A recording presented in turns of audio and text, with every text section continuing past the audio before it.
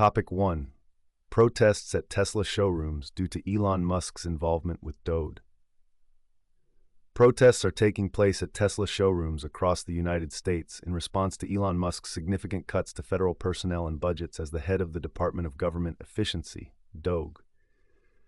The Tesla takedown movement, initiated by Hollywood actor Alex Winter and Boston University professor Joan Donovan, encourages people to sell their Tesla vehicles and stocks.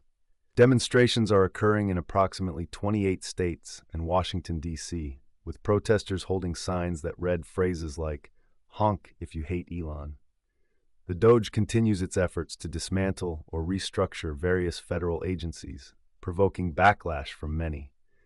Protesters aim to send a message to Musk about protecting American rights by divesting from Tesla. Musk has expressed his dissatisfaction with the protests, calling them irrational, but noted that Tesla's recent sales figures remain positive. Topic 2. Investigation into Heathrow Airport shutdown due to fire.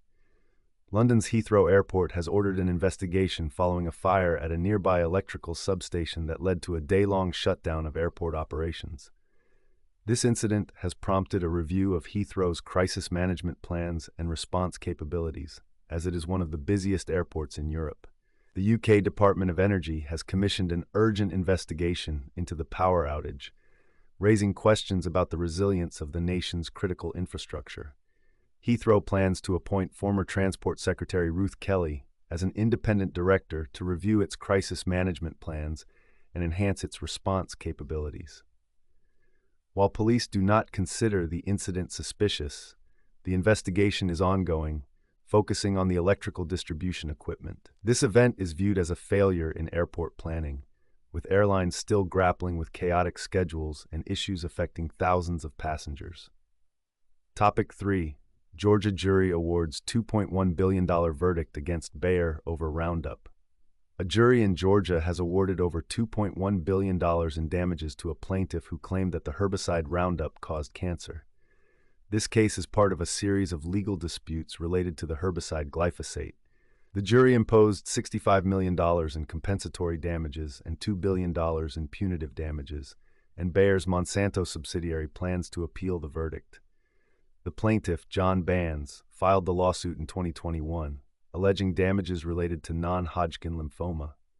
Since acquiring Monsanto in 2018, Bayer has been embroiled in Roundup lawsuits, with approximately 181,000 claims, of which 114,000 have been resolved or are pending. Bayer has paid around $10 billion so far and has set aside an additional $5.9 billion for future lawsuits.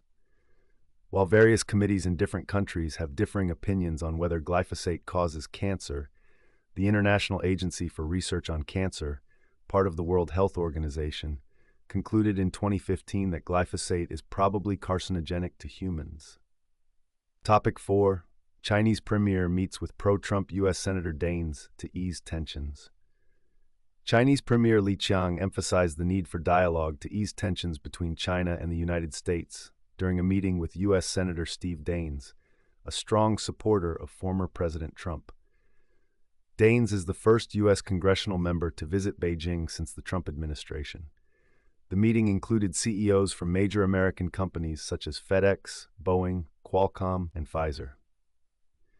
Premier Li noted that history shows cooperation between China and the U.S. leads to mutual benefits, while confrontation results in losses, urging both countries to pursue dialogue and mutual interests. Daines conveyed Trump's America First policy and called for a halt to China's export of precursor chemicals for fentanyl. The two nations are currently experiencing conflicts over trade tariffs and illegal fentanyl trafficking, with Trump planning reciprocal tariffs. Li called for fair competition to maintain